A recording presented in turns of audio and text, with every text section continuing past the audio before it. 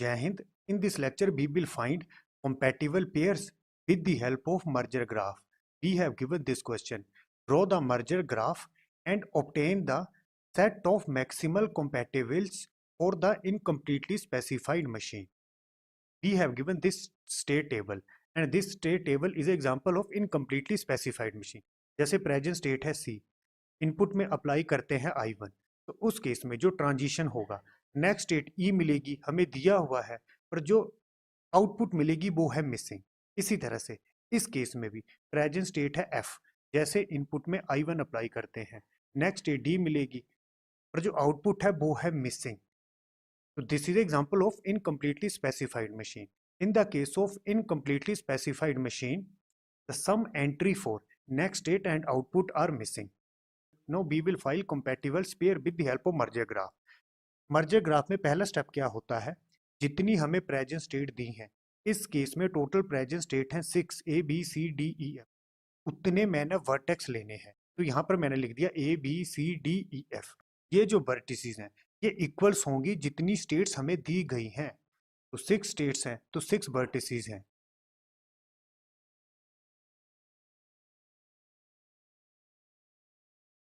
अब मैं A state की B C D E F के साथ कंपैटिबिलिटी चेक करूंगा। अब पहले मैं ए और बी की कंपैटिबिलिटी चेक करूंगा। ए और बी कंपैटिबल कब होंगे, जब सारी की सारी पॉसिबल इनपुट्स के लिए, यहाँ पर 2 इनपुट्स हैं I1 एंड I2, जो आउटपुट है वो सेम होनी चाहिए और जो नेक्स्ट स्टेट है वो सेम होनी चाहिए। अगर नेक्स्ट स्टेट सेम नहीं है तो वो आपस में कंपैटिबल होने चाहिए। जैसे इस केस में ए और बी की कंपैटिबिलिटी चेक करते हैं, अगर इनपुट I1 और I2 के लिए चेक करते हैं, आउटपुट सेम मिलती है, यहाँ पर 0 0, इसी तरह से I2 के लिए भी आउटपुट सेम मिलती है, तो कंपैटिबिलिटी की एसेंशियल कंडीशन सेटिस्फाई हो रही है। अब नेक्स्ट स्टेट देखते हैं, ए बी कंपैटिबल कब होंगे। अगर मैं इसको देखता हूं, जब बी ए कंपैटिबल होंगे। अब बच्चों ए बी की कंपैटिबिलिटी चेक करनी है, यहाँ पर ए बी दिया है, ए बी कंपैटिबल होंगे अगर बी ए कंपैटिबल होंगे, ये दोनों है सेम, तो बाय डिफॉल्ट यहाँ पर जो नेक्स्ट स्टेट है वो है कंपैटिबल। अब I1 के लिए देखते हैं, अब यहाँ भी नेक्स्ट स्टेट है डिफरेंट। अगर ये नेक्स्ट स्टेट आपस में कंपैटिबल होंगे तभी ए बी आपस में कंपैटिबल होंगे। तो ए और बी के बीच में ब्रोकन लाइन ड्रॉ करनी है। ए और बी कंपैटिबल कब होंगे, जब ई और एफ आपस में कंपैटिबल होंगे। तो ए और बी को मैं बोलूंगा पोटेंशियली कंपैटिबल स्टेट्स। ये कंपैटिबल हो भी सकते हैं या नहीं भी हो सकते हैं। ए और बी कंपैटिबल कब होंगे, जब ई और एफ आपस में कंपैटिबल होंगे। अब ये जो कंडीशन है ई एफ, इसको बोला जाता है इम्प्लाइड स्टेट्स। और यहाँ पर मैंने ए बी क्यों नहीं लिया, वो इसलिए नहीं लिया, मैं ए बी के लिए चेक कर रहा हूँ और यहाँ भी सेम मिल रहा है बी ए, इसलिए बी ए को इम्प्लाइड स्टेट में नहीं लिखा। बाई डिफॉल्ट एक तरह से इस ट्रांजिशन को मैं कंपैटिबल कंसीडर कर सकता हूँ। अब बच्चों ए की सी के साथ कंपैटिबिलिटी देखते हैं। एसेंशियल कंडीशन है कि सारी की सारी इनपुट्स के लिए आउटपुट सेम रहनी चाहिए। यहाँ पर आउटपुट है 0, यहाँ पर है डैश, तो उसको मैं 0 ले सकता हूँ। इसी तरह से यहाँ भी आउटपुट है 0 0, मतलब आउटपुट सेम है, मतलब एसेंशियल कंडीशन सेटिस्फाई हो रही है। अब नेक्स्ट स्टेट देखते हैं, अगर I1 के लिए देखते हैं तो यहाँ पर नेक्स्ट स्टेट भी सेम है। अब I2 को देखते हैं, यहाँ पर नेक्स्ट स्टेट हो चुकी है डिफरेंट। तो ए और सी को मैं बोलूंगा पोटेंशियली कंपैटिबल स्टेट्स। ए और सी कंपैटिबल कब होंगे, जब इंप्लाइड स्टेट्स बी और सी आपस में कंपैटिबल होंगे। तो ए और सी 100% कंपैटिबल नहीं है। ये कंपैटिबल कब होंगे, जब बी और सी आपस में कंपैटिबल होंगे। इसी तरह से ए और डी की कंपैटिबिलिटी चेक करते हैं। I1 इनपुट के लिए आउटपुट डिफरेंट हो चुकी है, यहाँ पर है 0, यहाँ पर है 1। I1 के लिए आउटपुट डिफरेंट है तो I2 को चेक नहीं करना है।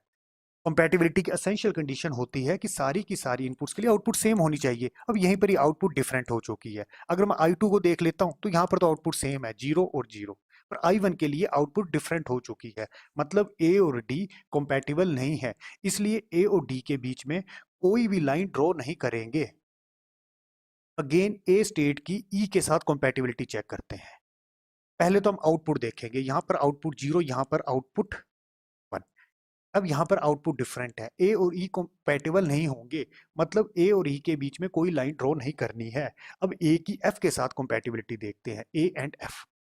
आउटपुट सेम है, यहाँ पर 0, यहाँ पर डैश, मतलब सेम ले सकते हैं। यहाँ भी आउटपुट सेम 0 0। नेक्स्ट स्टेट देखते हैं, I2 इनपुट के लिए नेक्स्ट स्टेट सेम है, बी बी। अब I1 के लिए चेक करेंगे बच्चों, यहाँ पर नेक्स्ट स्टेट डिफरेंट हो चुकी है E एंड D। तो A and F are potentially compatible states, मतलब ये 100% कंपैटिबल नहीं है। ये कंपैटिबल कब होंगे? जब इंप्लाइड स्टेट्स D और E आपस में कंपैटिबल होंगे। जब D और E आपस में कंपैटिबल होंगे।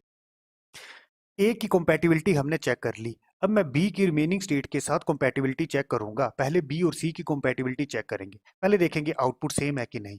जीरो डैश मतलब सेम, डैश को मैं जीरो ले सकता हूँ। Zero zero same, output same है। अब नेक्स्ट स्टेट देखते हैं। इस केस में नेक्स्ट स्टेट है डिफरेंट ई एफ, और यहाँ भी नेक्स्ट स्टेट है डिफरेंट। अब ये नेक्स्ट स्टेट डिफरेंट है। अब मैं ये चेक करूंगा क्या ये नेक्स्ट स्टेट आपस में कंपैटिबल हैं कि नहीं है। तो मैं क्या बोलूंगा, ये जो बी और सी है, this is potentially compatible state.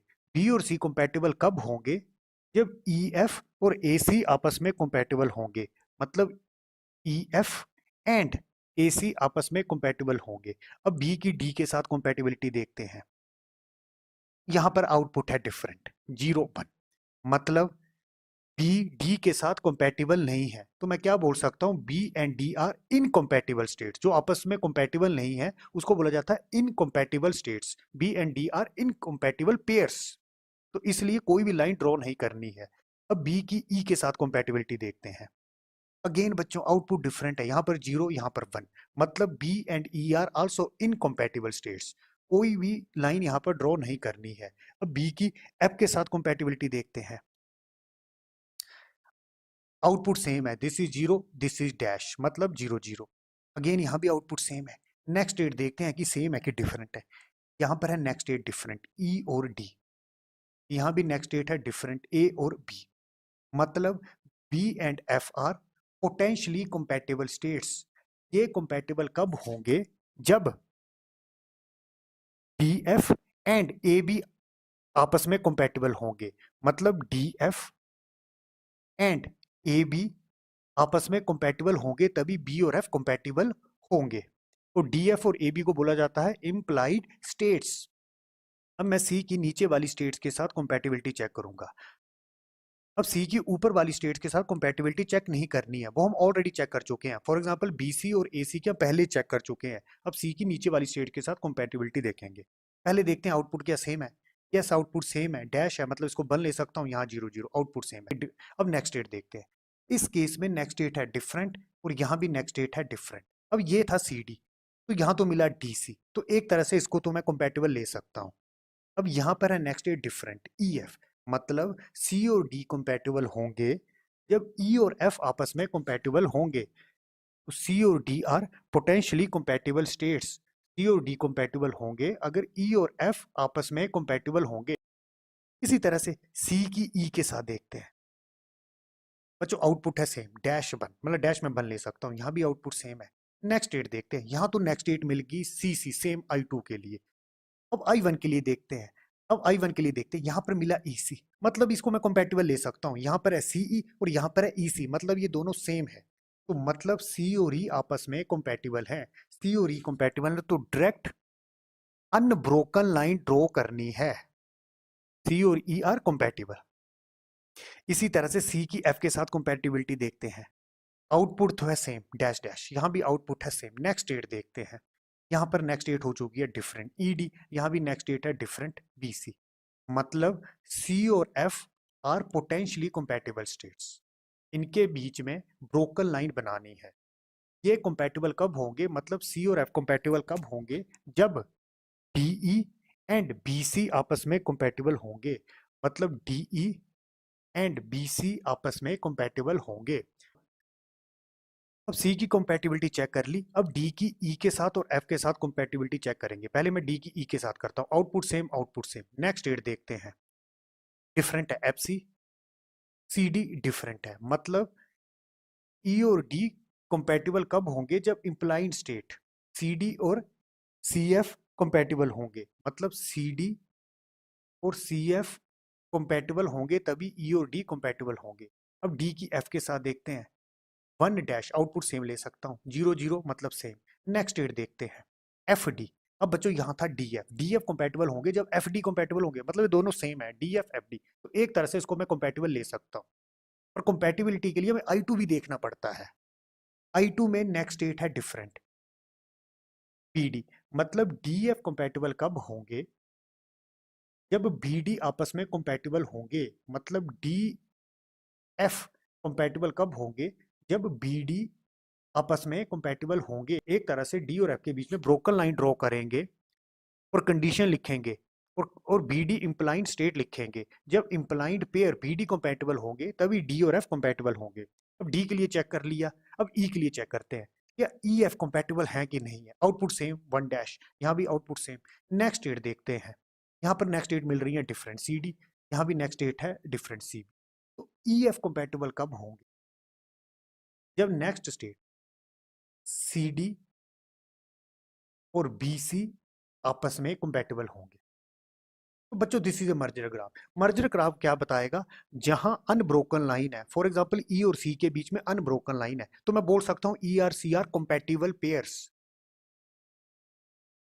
और जहां पर लाइन के बीच में कनेक्शन नहीं है, फॉर एग्जांपल बी और डी के बीच में कोई डायरेक्ट लाइन नहीं है, तो B and D are incompatible states, मतलब कंपैटिबल नहीं है।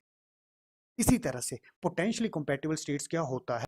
जैसे ए और बी, ये पोटेंशियली कंपैटिबल स्टेट्स हैं। ये कंपैटिबल कब होंगे? जब ई और एफ आपस में कंपैटिबल होंगे। अगर ई एफ कंपैटिबल होंगे तभी ए और बी कंपैटिबल होंगे। इसलिए ए बी को बोला है पोटेंशियली कंपैटिबल स्टेट्स, मतलब कंडीशन दे दी गई है।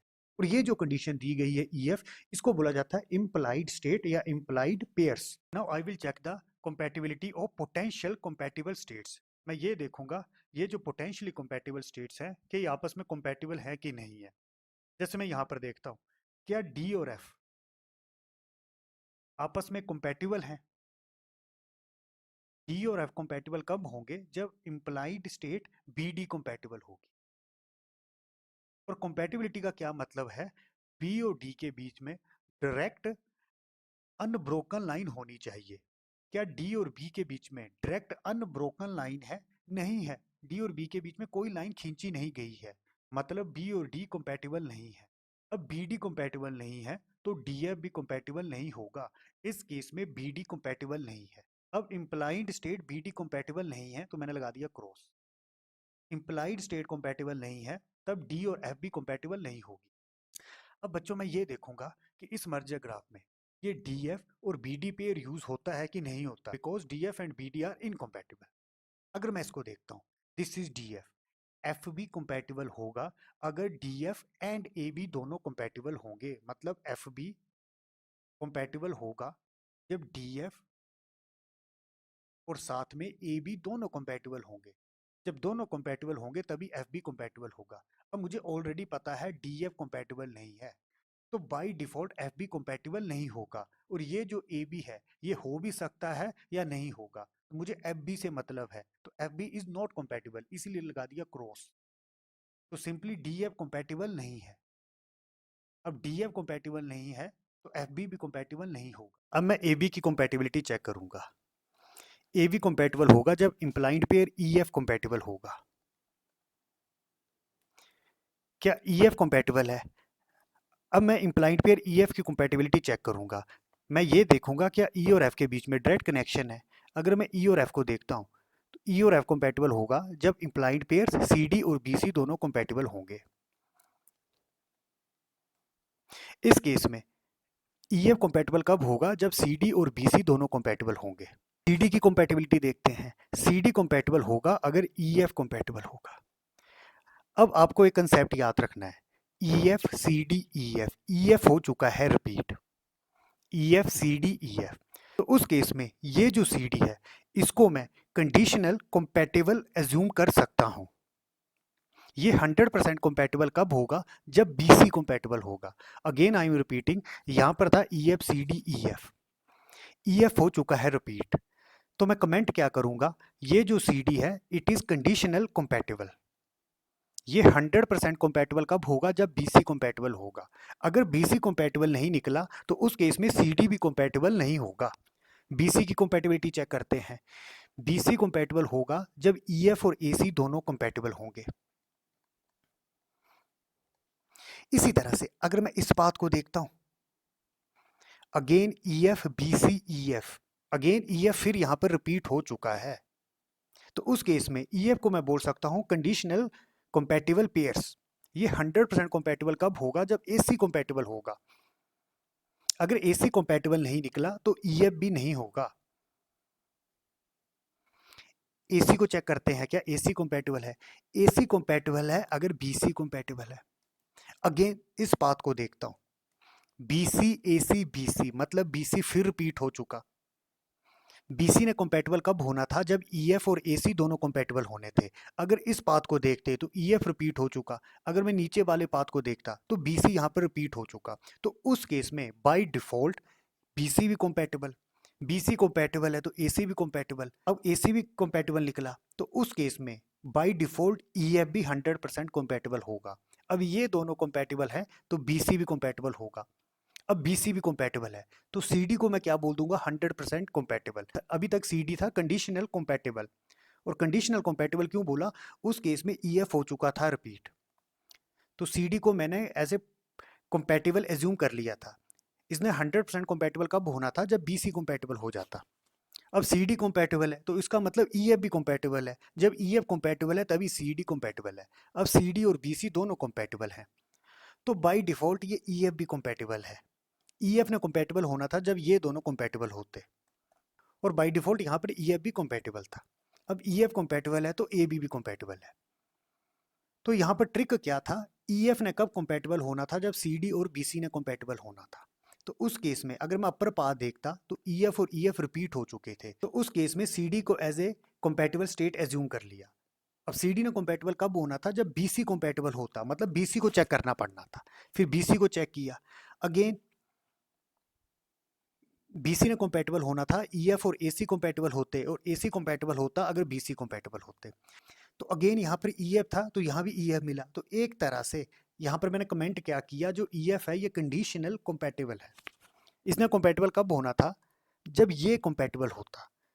फिर एसी की मैंने कंपैटिबिलिटी चेक की तो अगेन यहाँ पर बीसी रिपीट हो गया, मतलब सब जगह पर कंडीशनल कंपैटिबिलिटी की कंडीशन हो रही थी। तो बाय डिफॉल्ट उस केस में सारी की सारी स्टेट्स को हमने कंपैटिबल कंसीडर कर लिया। अगर मैं अब बच्चों हम चले कहाँ से थे? एबी से। तो एबी कंपैटिबल है बिकॉज ईएफ इज कंपैटिबल। अब ईएफ की कंपैटिबिलिटी के लिए सीडी और बीसी दोनों कंपैटिबल थे, तो दिस इज ईएफ। तो उस केस में सीडी और बीसी दोनों कंपैटिबल थे, तो ये ईएफ भी कंपैटिबल है बिकॉज सीडी एंड बीसी दोनों कंपैटिबल हैं। और अगेन यहाँ पर बीसी कंपैटिबल है। और बीसी क्यों कंपैटिबल था? दोनों ईएफ और एसी कंपैटिबल है। आप देख सकते हो बीसी कंपैटिबल था, दोनों ईएफ और एसी कंपैटिबल थे, और एसी कंपैटिबल है बिकॉज बीसी कंपैटिबल है। अब देख सकते हो ये बीसी कंपैटिबल है तो बाय डिफॉल्ट एसी भी कंपैटिबल है। इसी तरह से ये CD भी कंपैटिबल है बिकॉज EF इज कंपैटिबल। आप देख सकते हो EF इज कंपैटिबल, तो this CD is also compatible because EF is compatible. अब मैं इस DE की कंपैटिबिलिटी देखूंगा। DE कंपैटिबल है जब CD और CF दोनों कंपैटिबल होंगे। CD ऑलरेडी कंपैटिबल हम पहले देख चुके हैं। अब CF की कंपैटिबिलिटी देखनी पड़ेगी। DE तभी होगा जब CD और CF दोनों कंपैटिबल होंगे। अब CF देखता हूं, C और F कंपैटिबल है जब DE और BC कंपैटिबल होंगे। अब देख सकते हो CF का कंपैटिबल होंगे जब इंप्लाइड स्टेट DE और BC दोनों कंपैटिबल होंगे। अब यहाँ पर देखो BC इज कंपैटिबल, आप यहाँ से देख सकते हो। अगर मैं ऊपर के पाथ को देखता हूँ DE CF DE, मतलब DE कंपैटिबल है अगर CF कंपैटिबल है, और CF कंपैटिबल है अगर DE कंपैटिबल है। तो इसका मतलब, और जब स्टेट रिपीट हो जाती है तो उस केस में ये DE भी कंपैटिबल है। अब ये दोनों कंपैटिबल हैं DE एंड BC, तब CF भी कंपैटिबल है। और जब CD और CF दोनों कंपैटिबल हैं तब DE भी कंपैटिबल है।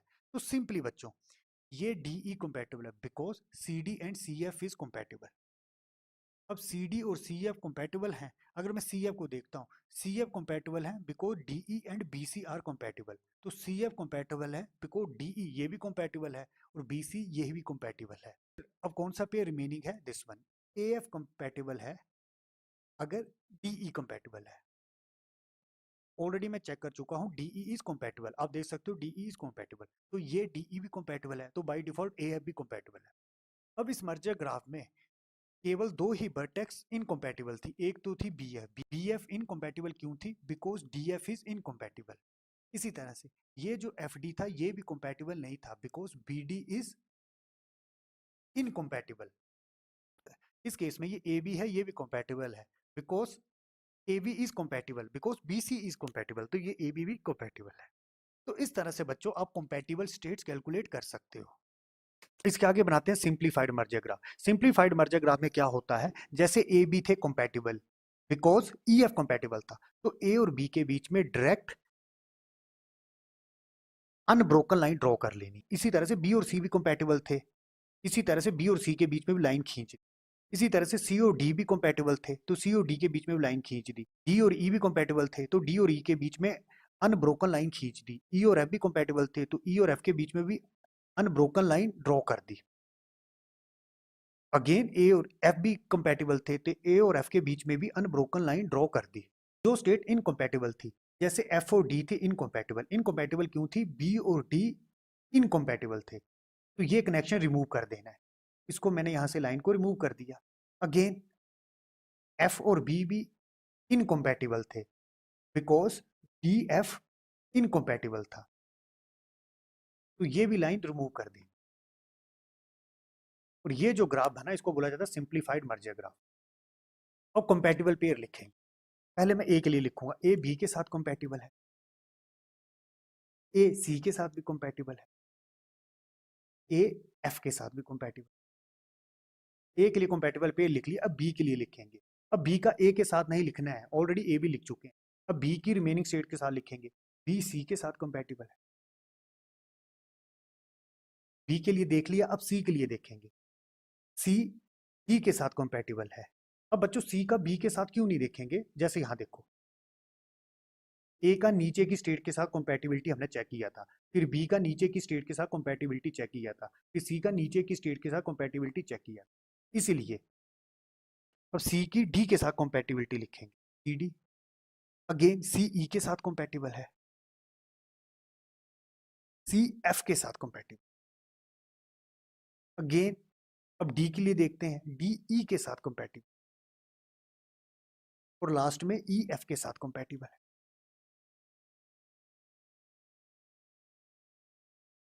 तो हमारे पास 9 कंपैटिबल पेयर बने। ये 9 कंपैटिबल पेयर क्या बताते हैं कि ए बी आपस में कंपैटिबल है, इसी तरह से ए सी भी आपस में कंपैटिबल है, और ए एफ भी आपस में कंपैटिबल है। मतलब इन कंपैटिबल स्टेट को हम मर्ज कर सकते हैं।